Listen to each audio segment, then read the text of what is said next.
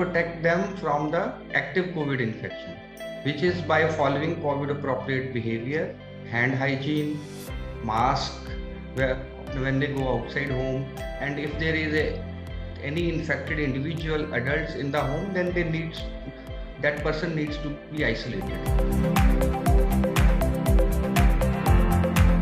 There is no medicine as such by which you can protect themselves or your children from the COVID. But you need to take precautions and you need to protect these kids from the other infections which are routinely going on. So you need to have them vaccinated at their appropriate time.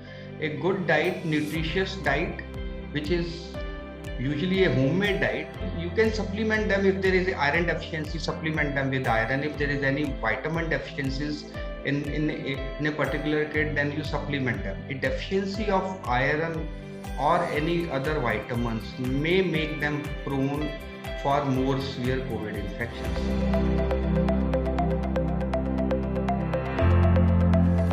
There is no second thought about thinking of it.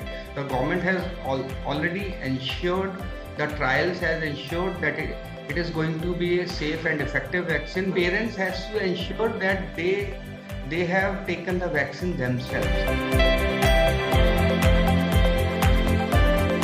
The Zydus Cadila vaccine is a DNA based vaccine basically. They have done phase 1, phase 2 and recently phase 3 trial the results are also available, and they have found that it is safe for the kids who are more than 12 years old. So one is safety is already ensured and they have found it is safe. Regarding effectiveness, they have found that it is very, very effective against moderate disease, and it is nearly about 67% effective against RT-PCR positive symptomatic COVID disease. Most likely it is going to be a sort of needleless vaccine which is to be injected intradermally. So probably less pain will be there. This vaccine is intradermal vaccine. There is a specific device which produces a jet of liquid and which goes intradermally. It is not going intramuscularly. It is just beneath the upper skin layer. First of all, the school needs to get their teacher and the other staff vaccinated and then trained how to handle the children in the school.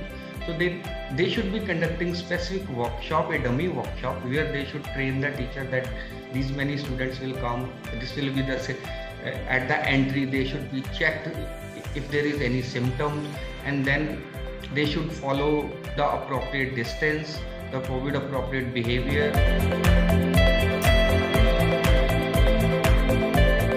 For the parents. So the parents should get the vaccinated. So you need to make them understand that these are the protocol, these are the behavior they should be following when they are going to the school.